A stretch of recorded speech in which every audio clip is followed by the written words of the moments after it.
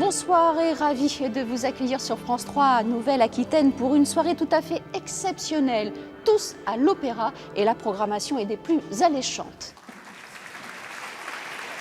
C'est un spectacle de danse contemporaine que vous allez pouvoir suivre, un spectacle signé Caroline Carlson et créé pour les danseurs du ballet de l'Opéra national de Bordeaux, c'est Pneuma. Bonsoir Laurent.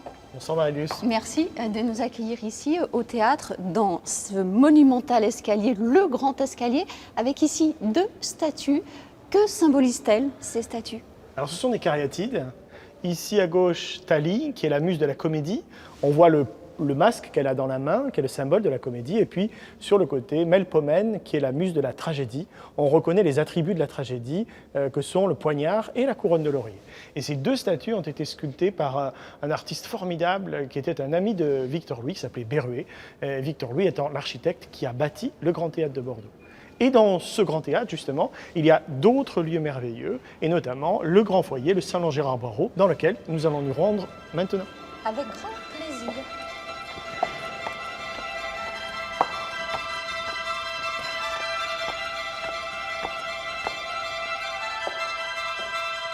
C'est donc ici qu'en mars 2014, la chorégraphe américaine Caroline Carlson a créé Pneuma pour le ballet national de l'Opéra de Bordeaux. C'était un projet extrêmement ambitieux. C'était un projet ambitieux, c'était un projet aussi souhaité par Charles Jude, directeur de la compagnie. Et c'était un projet qui allait impliquer la quasi-totalité des danseurs du ballet. Caroline Carlson avait déjà travaillé avec le ballet en 1999 avec Hydrogène Jukebox. Et elle allait là se lancer dans une chorégraphie assez atypique et tout à fait en adéquation avec sa sensibilité. Donc là, elle s'est inspirée du philosophe Gaston Bachelard pour créer Pneuma. Oui, c'est un travail qui témoigne de la sensibilité particulière pour Caroline Carlson pour la philosophie. Et Gaston Bachelard avait publié en 1943 un ouvrage intitulé L'air et les songes, qui était une sorte d'essai sur l'imaginaire du mouvement. Et cet essai était l'occasion pour Bachelard de nous montrer que généralement ce qui est de l'ordre de l'imaginaire, c'est justement ce que l'on prend dans la réalité et que l'on projette dans nos rêves, dans notre esprit. Et lui montre qu'on ne reproduit pas la réalité, en fait, on déforme la réalité. Et cette idée de déformation de la réalité est aussi une manière dont Caroline Carlson allait entreprendre justement de nous montrer sur scène comment l'humain et son environnement allait être métamorphosé par le souffle, par la danse, par l'énergie du cosmos. Laurent, pourquoi ce ballet s'appelle Pneuma? J'allais dire que c'est une vieille histoire. En fait, au 1er siècle après Jésus-Christ, il y a un médecin grec qui s'appelle Athénée d'Attaléia et qui est le chef de file d'un courant qui s'appelle les pneumatistes. Et ces gens pensent qu'en réalité, la vie est due au pneuma, c'est-à-dire une sorte de souffle qui se mélange au sang dans les veines. Et en réalité, c'est ce souffle qu'on essaie de préserver, de maintenir constant. Et cette évocation du souffle, c'est évidemment ce qui a séduit Caroline Carlson et Gaston Bachelard, d'ailleurs, dans son ouvrage, d'où le nom de la chorégraphie en question. C'est le souffle de vie, en quelque sorte. Alors, sans tout dévoiler, bien évidemment, quelle est l'atmosphère de ce spectacle? C'est un petit peu une atmosphère qui est celle que l'on pourrait comparer au combat d'Icare. En fait, Icare souhaite atteindre les hauteurs, c'est-à-dire se détacher de la pesanteur. Et c'est un peu le parallèle du combat du danseur, c'est-à-dire cette volonté de se rapprocher de la spiritualité, de l'univers, des énergies célestes. Mais on est sans cesse attiré par le sol. Et Caroline Carlson, dans sa chorégraphie, justement, montre combien l'humain est attiré finalement spirituellement par l'au-delà, par le cosmos, mais est néanmoins toujours attiré vers le concret, le terrestre. Et on a dans ce ballet un jeu sur l'impalpable, sur le souffle, sur l'insaisissable. Et on a aussi le concret des éléments de la nature, du corps des danseurs qui luttent sans arrêt et qui dialoguent finalement. Et tout cela dans un décor très épuré. Dans un décor très épuré dans lequel on a aussi des éclairages, des lumières qui sont extrêmement poétiques. Je crois que ce qui se rapproche, s'il y avait un mot à choisir pour illustrer cette chorégraphie, c'est vraiment la poésie. Alors sans plus attendre, rejoignons Caroline Carlson et les danseurs du ballet de l'Opéra national de Bordeaux. Voici Pneuma.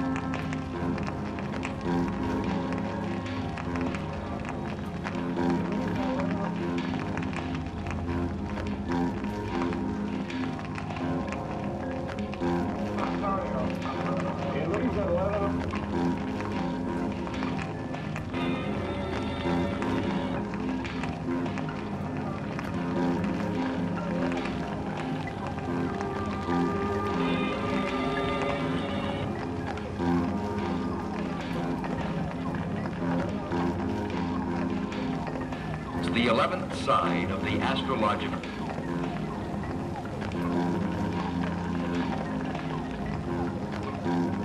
Astrological zodiac.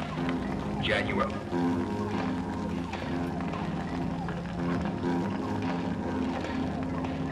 Astrological zodiac. January.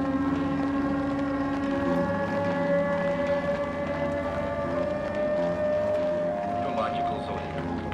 January.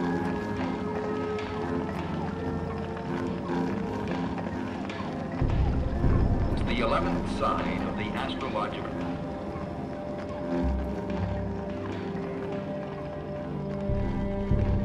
It's the 11th sign of the astrological.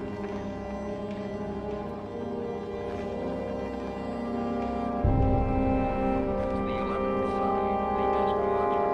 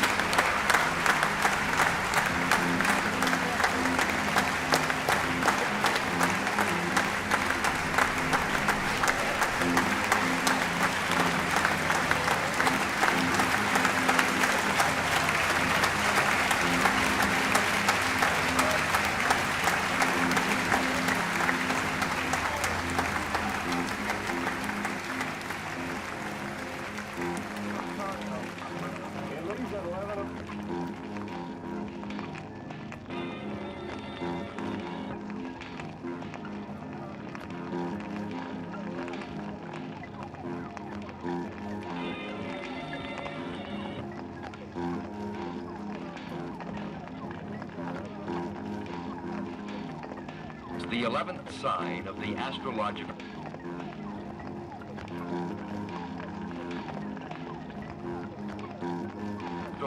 zodiac.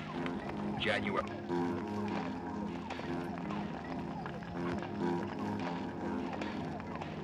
Astrological zodiac. January.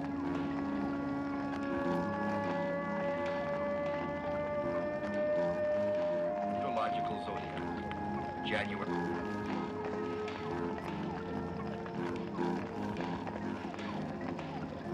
It's the 11th sign of the astrological.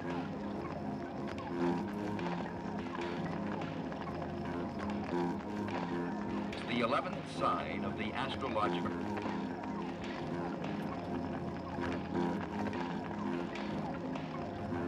It's the 11th sign of the astrological.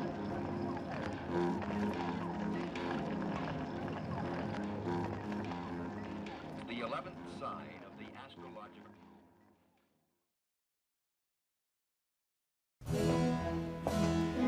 Pneuma sera présenté à l'Opéra de Limoges les 23 et 24 mai prochains. Bonjour Éric Quiré et merci de nous accorder un peu de votre précieux temps. Alors vous êtes maître de ballet et directeur adjoint du ballet de l'Opéra de Bordeaux.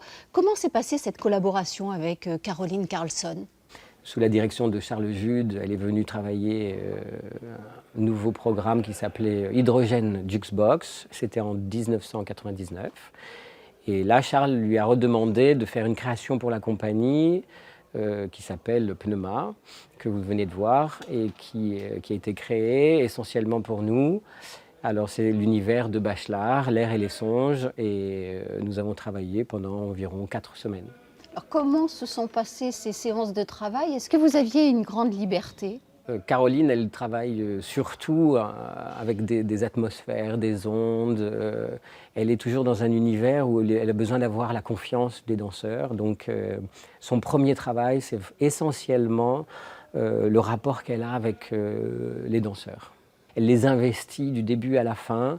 Elle les fait participer à la création chorégraphique. Donc au final, c'est effectivement Caroline qui crée, qui chorégraphie, mais avec une grande partie que les danseurs font aussi. On dit de Caroline Carlson qu'elle est toujours à la recherche du geste unique. Alors oui, pas que le geste unique, l'atmosphère unique, elle est très aussi dans l'image, dans l'aérien, puisque c'était au sujet de l'air, du rêve, de l'image. Elle travaille toujours pour avoir ce moment, cette seconde de perfection.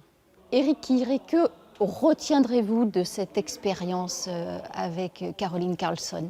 C'est une déesse de la danse, donc on se sent toujours tout petit, mais il y a tellement de générosité chez elle que finalement on se prend aussi à rêver qu'à ses côtés on grandit aussi. Et à plus de 70 ans, elle reste infatigable. Elle est non seulement infatigable, mais elle est surtout encore très créatrice et qu'elle continue d'évoluer, de grandir et de partager sa passion de la danse. Merci Éric Quiré. Merci, à vous. Bonne tournée, car je sais que vous partez dans quelques jours en Italie.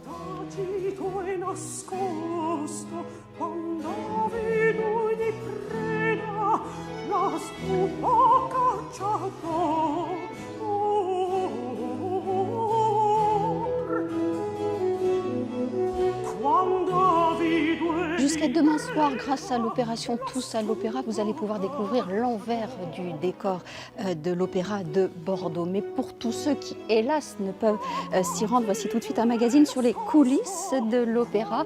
Et vous allez voir un magazine tout à fait exceptionnel. Vous allez découvrir des pièces secrètes.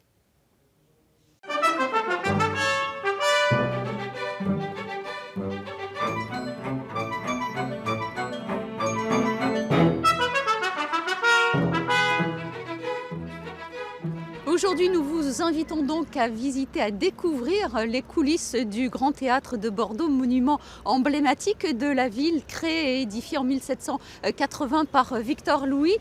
Laurent, vous allez être notre guide, vous Avec allez plaisir. nous accompagner. On peut dire que ce théâtre est un des plus beaux théâtres d'Europe. Aujourd'hui, il est effectivement l'un des plus beaux, l'un des plus riches aussi, puisque la machinerie est encore présente.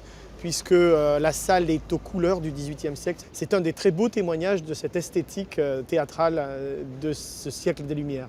Alors on va commencer notre visite par l'atelier de couture qui se situe tout en haut, Complètement, sous oui. la charpente, Oui. une magnifique charpente. Oui, c'est une des charpentes les plus passionnantes de la ville de Bordeaux. Une charpente qui est faite en conifère, du Douglas. Ce sont des arbres très longs qui permettent donc d'avoir un portant très long également. Et Victor Louis va travailler avec les artisans de marine, les charpentiers de marine, qui viennent du port, puisque Bordeaux est un des ports les plus importants d'Europe après celui de Londres à la fin du XVIIIe siècle. Allez, nous partons dans l'atelier de couture.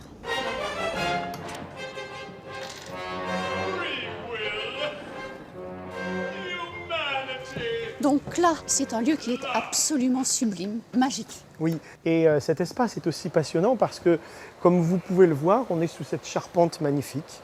Et ce bois est assemblé de manière à ce qu'on a l'impression, lorsqu'on l'observe, qu'on est là face à une coque de navire renversée. Et donc c'est là que nous arrivent les dessins des costumiers. Et à partir de ces dessins, ces maquettes de costumes, on va réaliser les tutus, les robes, les tenues des différents rôles principaux des opéras. On réalise ici quelques centaines de costumes chaque année.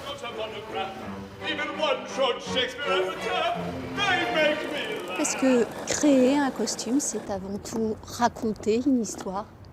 C'est essentiellement raconter une histoire, mais on raconte une histoire avec un corps. Et donc c'est ça le propre même du costume, c'est que le corps va intervenir, le corps de l'artiste va intervenir et donner forme au costume. Donc en fait, dans sa tradition, le costume est essentiellement sur mesure, mais il est aussi à la mesure du personnage, donc de l'histoire. On a la couture de côté, là il doit y avoir plusieurs panneaux, mais ça c'est le milieu devant sans doute. Quelle relation avez-vous avec les artistes? Ben, les artistes, on les embête toujours un peu. C'est-à-dire que si on prend le principe du ballet, ce sont des jeunes gens qui travaillent avec leur corps, le costume vient cacher le corps, donc en fait on est un peu, quelque part il y a un peu une dualité. On n'est pas fait pour s'entendre à prime abord. Et puis évidemment, on arrive forcément à trouver la rondeur de jupe, le tombé du tissu qui accompagne la danse qui tourne comme il convient. Avec les artistes du lyrique, on est avec eux d'une autre manière, c'est-à-dire qu'on les accompagne beaucoup plus dans la mise au point du personnage.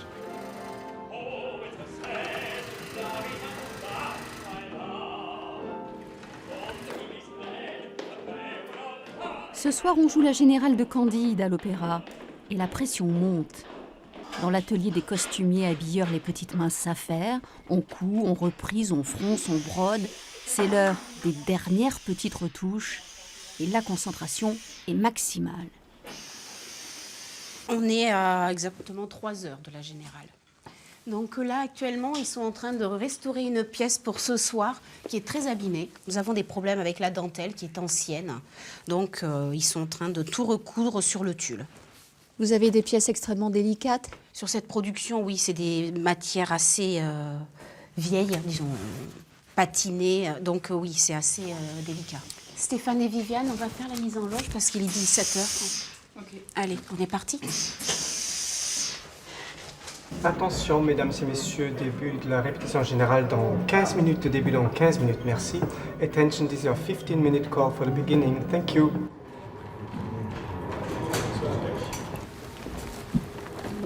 Okay. Le panier, le jupon, la robe, son masque de Denise. Ce soir, à partir de 19h, les habilleuses qui arrivent pour le spectacle, elles sont 7 pour faire l'habillage des artistes et les changements précipités. Parce que sur Candide, nous n'avons que des changements précipités sur le plateau.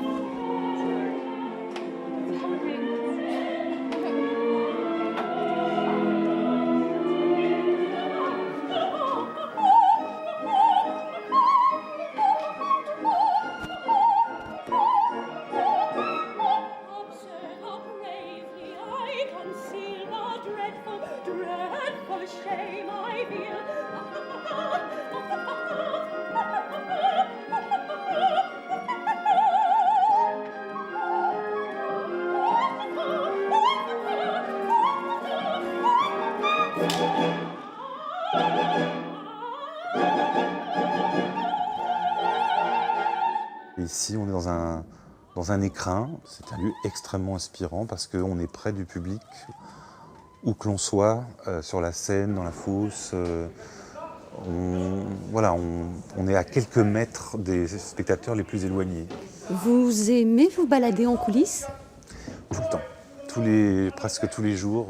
Il n'y a pas de plaisir plus grand pour moi que d'être avec des amis dans ces endroits qu'on ne voit jamais et qui sont si mystérieux et si impressionnants. Et oui, pour moi, beaucoup de choses se passent dans les coulisses, beaucoup. 12.5, top.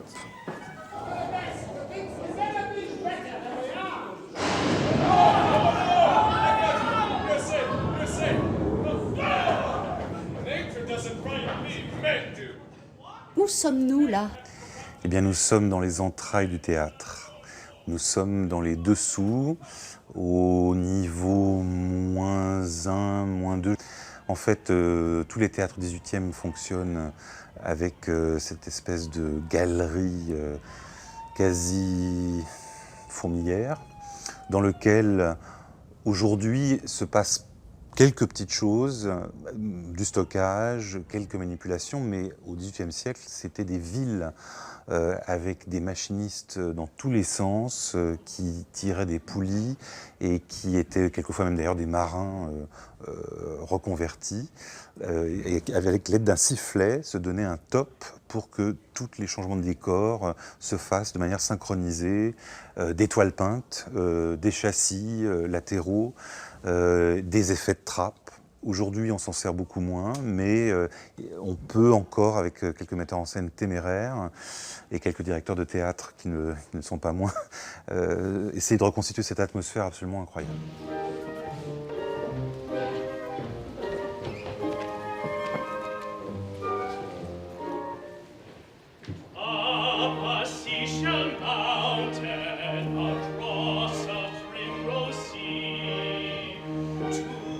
Laurent, pouvez-vous nous parler des couleurs de ce théâtre? Donc le bleu, le blanc, l'or?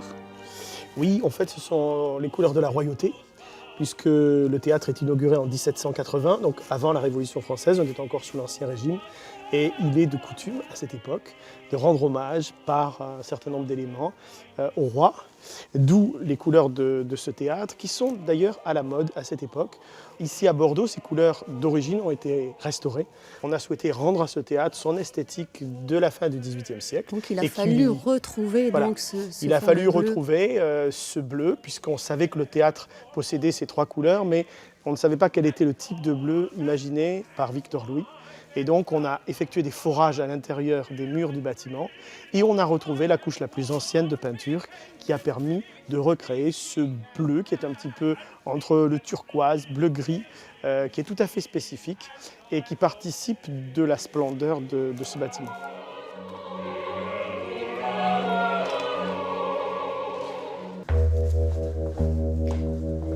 Donc ce théâtre possède de nombreux coins, recoins et des pièces secrètes. Oui, il y en a de nombreuses, dont la fameuse bibliothèque que nous allons aller découvrir maintenant.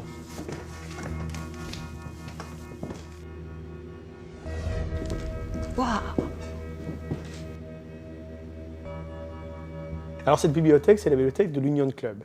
Il y a une tradition des clubs un peu fermés dans l'esprit anglais à Bordeaux depuis très longtemps, depuis le XVIIIe siècle. Et ces clubs se sont développés au XIXe siècle et le club bordelais a occupé cet espace pendant des années, jusqu'au début des années 2000. Et toute l'aile sud du bâtiment était dédiée au club, aux réceptions, aux jeux, aux dîners et aux réunions. Et le lieu le plus secret de cette aile sud, c'est évidemment la bibliothèque. Alors la bibliothèque est symbolique parce qu'il y avait là, à l'époque du club, tout un tas de livres. Et puis, depuis que nous avons récupéré cet espace, eh bien, nous en avons fait une bibliothèque dédiée aux éléments de costumes que vous voyez et d'accessoires. On arrivait généralement par l'escalier où nous étions il y a un instant. C'était l'escalier où le concierge permettait de constater l'arrivée des membres. Mais il y avait la possibilité aussi de s'éclipser d'une réunion sans être vu en empruntant un deuxième escalier exactement parallèle de l'escalier officiel. Et cet escalier est juste ici. Alors on peut pousser, voilà, derrière cette porte de bibliothèque se déploie un escalier qui permettait de s'esquiver discrètement. Alors on va s'esquiver discrètement. Si vous Allons-y. voulez.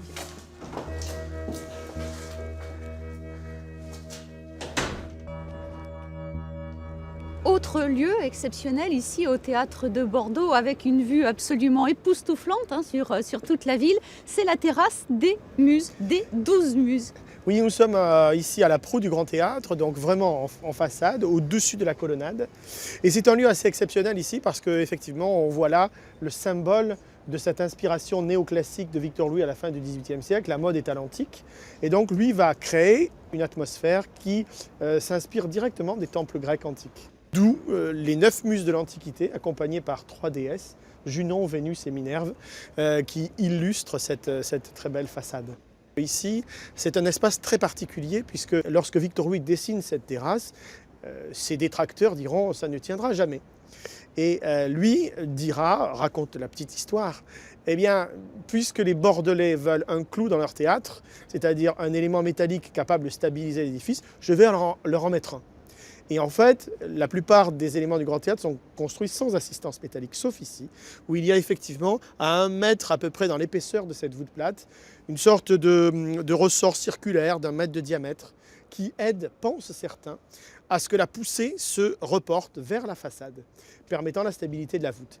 D'autres pensent qu'au contraire, il s'agit d'une véritable boutade, que ça ne sert à rien, que ça a même tendance plutôt à fragiliser la voûte puisque la dilatation du métal est différente de celle de la pierre.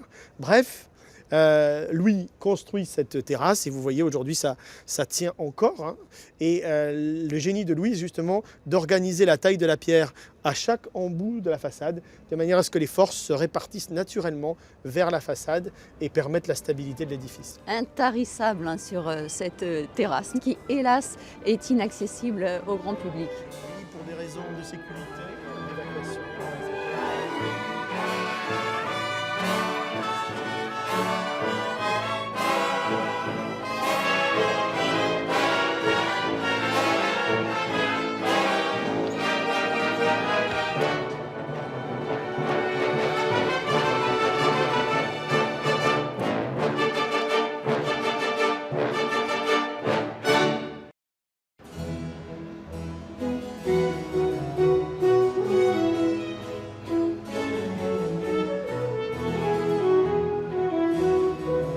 Bonjour Olivier Lombardi. Bonjour. Merci de nous accueillir donc ici à l'Opéra. Vous êtes l'administrateur de l'Opéra et nous sommes ici sur la terrasse des Muses.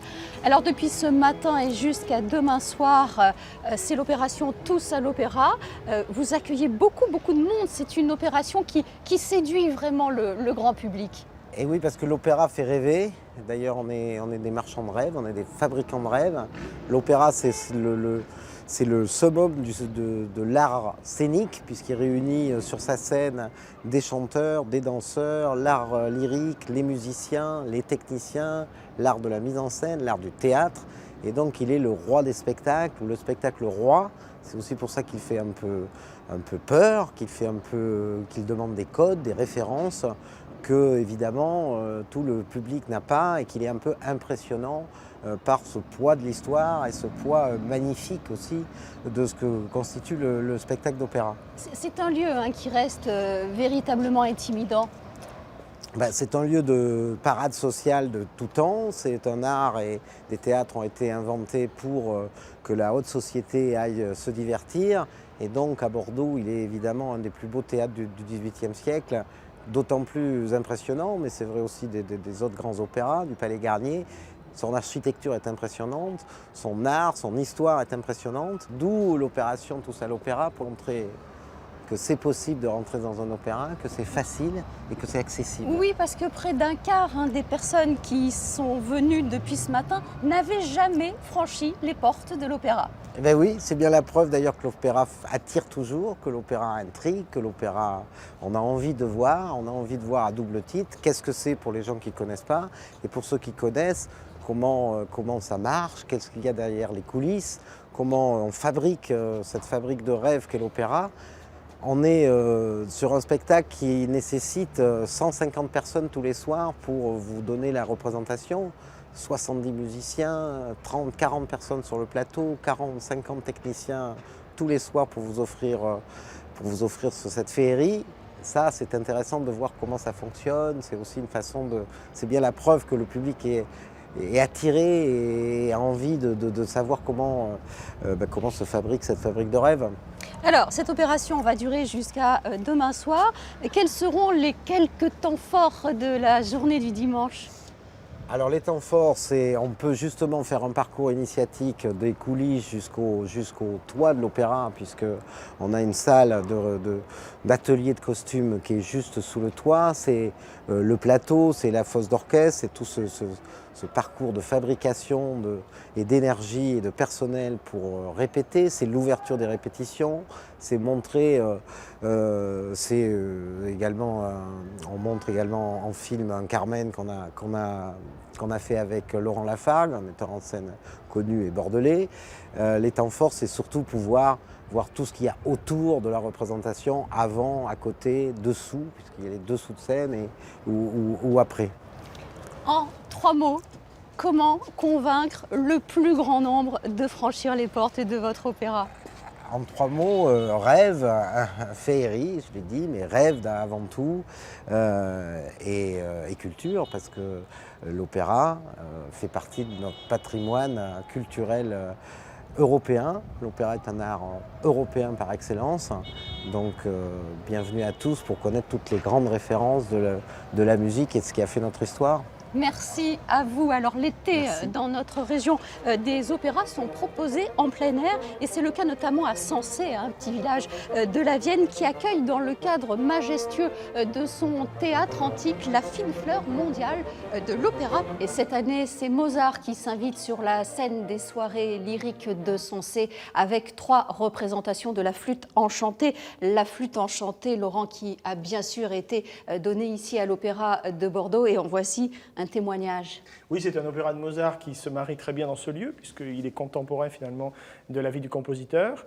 Et au début des années 90, on a donc proposé au public une très belle production de la flûte enchantée. Et vous voyez là le costume de Pamina, qui est une des héroïnes. Et on voit là tout le travail méticuleux des couturières, avec ce choix de tissus divers, du velours, de la soie. Ces techniques qui sont très rares aujourd'hui, qui n'existent plus dans notre société de consommation, puisqu'on fait du prêt-à-porter. Ici, c'est l'inverse. On fait des costumes sur mesure et on utilise encore des techniques, l'incrustation de perles, la couture au fil d'or. Voilà. Ça, c'est des heures, j'allais presque dire des centaines d'heures de travail. Alors Laurent, parlez-nous des prochains temps forts de l'Opéra de Bordeaux. Eh bien, dans quelques jours, nous allons offrir au public Les Pêcheurs de perles, qui est un opéra de jeunesse merveilleux, qui témoigne déjà du génie du compositeur, avant qu'il ait composé Carmen. Et puis au mois de juin, nous aurons un très beau rendez-vous avec l'Orchestre national Bordeaux-Aquitaine, sous la direction de Paul Daniel, qui va interpréter le Requiem de Verdi. Et au mois de juillet, on donne rendez-vous au public autour de Roméo et Juliette, chorégraphié par Charles Jude, qui est un ballet très célèbre sur la musique non moins célèbre de Prokofiev. Merci Laurent Croisier de nous avoir accueillis dans l'un des plus beaux théâtres du monde. Voilà, c'est la fin de cette soirée spéciale Tous à l'Opéra. Je vous souhaite une très très belle nuit. Au revoir et à très vite.